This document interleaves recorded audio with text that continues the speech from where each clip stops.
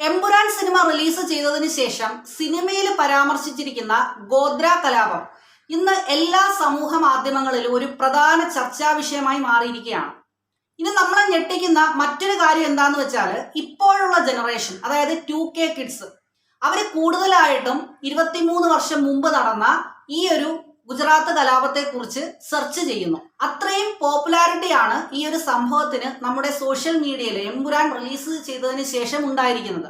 നമുക്ക് എല്ലാവർക്കും അറിയാം, ഒരു ട്രെയിൻ കത്തിയ സംഭവമാണ് ഗുജറാത്ത് കലാപമായി മാറുന്നത്. ഇവിടെ ട്രെയിൻ കത്തിയതാണോ അതോ കത്തിച്ചതാണോ, ഇതിന് പിന്നിൽ ആരാണ്, ഇതിനെ പറ്റിയുള്ള ചർച്ചകളാണ് നമ്മൾ എല്ലായിടത്തും കാണുന്നത്. നമ്മൾ ഇന്ന് ഡിസ്കസ് ചെയ്യാൻ പോകുന്നതും ഈ ഒരു വിഷയത്തെ കുറിച്ചാണ്. ട്രെയിൻ കത്തിയതാണോ കത്തിച്ചതാണോ? അപ്പോൾ നമുക്ക് വീഡിയോയിലേക്ക് കടക്കാം. It's me Nadeem. Welcome to 5C TV.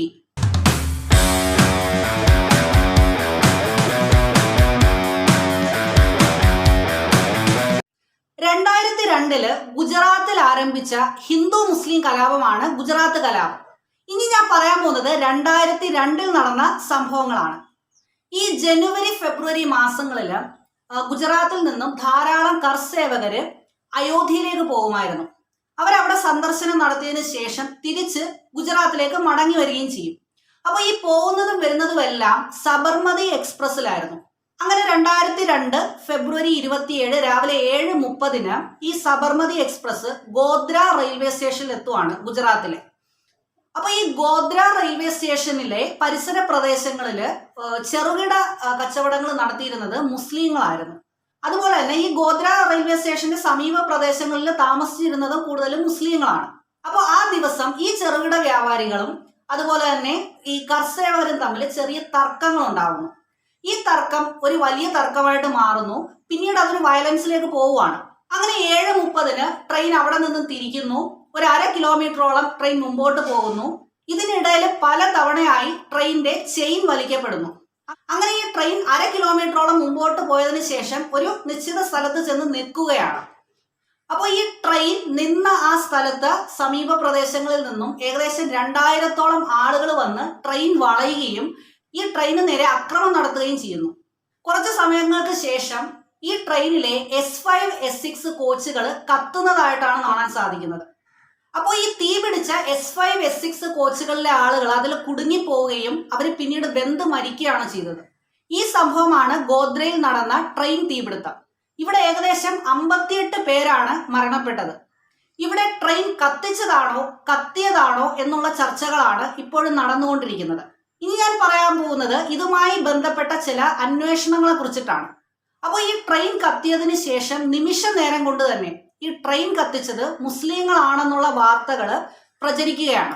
അന്ന് ഈ ഗുജറാത്ത് സർക്കാർ ഈ സംഭവത്തെക്കുറിച്ച് അന്വേഷണം നടത്താൻ ഒരു കമ്മീഷനെ ഏർപ്പെടുത്തി. അതായിരുന്നു നാനാവതി കമ്മീഷൻ. അപ്പോൾ ഈ നാനാവതി കമ്മീഷന് ഈ പറഞ്ഞ പ്രസ്തുത ആരോപണങ്ങൾ ശരിവെക്കുന്ന രീതിയിലുള്ള ഒരു റിപ്പോർട്ടാണ് പുറത്തുവിട്ടത്. അങ്ങനെ നാനാവതി കമ്മീഷൻ ട്രെയിന് തീവെച്ചത് മുസ്ലിം അക്രമകാരികളാണ് എന്നുള്ള തരത്തിൽ ഒരു റിപ്പോർട്ടാണ് സമർപ്പിച്ചത്. അടുത്തത് 3/5/2002 നടത്തിയ ഒരു ഫോറൻസിക് ലാബ് റിപ്പോർട്ടിനെ പറ്റിയാണ് എനിക്ക് പറയാനുള്ളത്. അപ്പോൾ ഈ സംഭവം നടന്ന സ്ഥലത്ത് കുറെ വിദഗ്ധര് ചെല്ലുവാണ്. എന്നിട്ട് അവരൊരു പരീക്ഷണം നടത്തുവാണ്. അപ്പോൾ ഈ S6 കോച്ച് കത്തിയ അതേ സ്ഥലത്ത് മറ്റൊരു കോച്ച് ഉപയോഗിച്ചാണ് ഇവർ പരീക്ഷണം നടത്തിയത്. അപ്പോൾ ഇവർ കുറെ ബക്കറ്റും കന്നാസിലും ഒക്കെ വെള്ളം നിറച്ചിട്ട് ഈ ട്രെയിനിന്റെ ജനാലയ്ക്കുള്ളിലോട്ട് വെള്ളം കോരി ഒഴിക്കുകയാണ്. അപ്പോൾ ഈ ട്രെയിനിന്റെ ജനാല ഭൂമിയിൽ നിന്ന് ഒരു 7 അടി പൊക്കത്തിലാണ് നിൽക്കുന്നത്. അപ്പോൾ ഇവർ ഈ പരീക്ഷണം ചെയ്ത് നോക്കിയപ്പോൾ 15% വെള്ളം മാത്രമാണ് കോച്ചിനകത്ത് വീഴുന്നത്.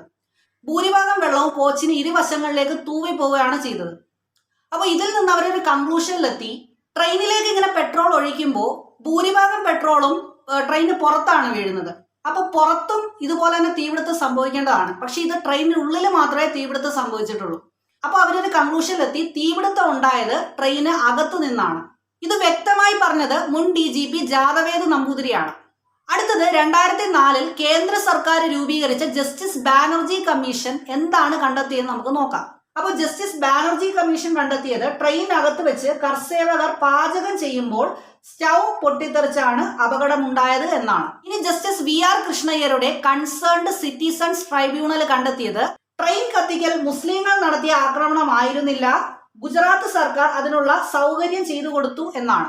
ഇനി ഞാൻ പറയാൻ പോകുന്നത് 2007 തെഹൽക്ക നടത്തിയ അന്വേഷണത്തെ കുറിച്ചാണ്. അപ്പൊ ഈ തെഹൽക്ക നടത്തിയ അന്വേഷണങ്ങളിൽ ചില വിവരങ്ങൾ പുറത്തു വന്നു. ഗോദ്ര ട്രെയിൻ കത്തിക്കൽ സംഭവവുമായി ബന്ധപ്പെട്ട് പ്രോസിക്യൂഷൻ ഹാജരാക്കിയ തെളിവുകളും സാക്ഷികളും കെട്ടിച്ചമച്ചതായിരുന്നു എന്ന വിവരമാണ് അവരുടെ ഒളിക്യാമറ അന്വേഷണം പുറത്തു കൊണ്ടുവന്നത്. അന്ന് ഈ ട്രെയിന് തീവയ്ക്കാൻ പ്രതികൾക്ക് പെട്രോൾ വിറ്റു എന്ന് പറഞ്ഞ് കുറച്ച് സാക്ഷികൾ ഉണ്ടായിരുന്നു. ഈ സാക്ഷികളെ വീണ്ടും ചോദ്യം ചെയ്തപ്പോൾ അവർ കുറ്റം സമ്മതിക്കുകയാണ് ചെയ്തത്.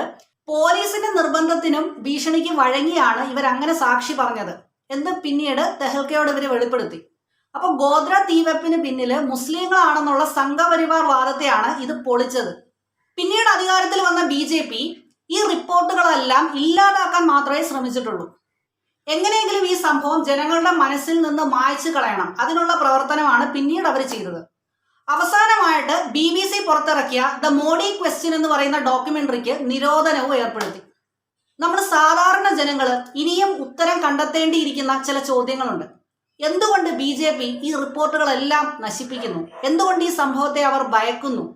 എന്തുകൊണ്ട് അവര് BBC പുറത്തിറക്കിയ ദ മോഡി ക്വസ്റ്റ്യൻ എന്ന ഡോക്യുമെന്ററിയെ ഭയപ്പെടുന്നു?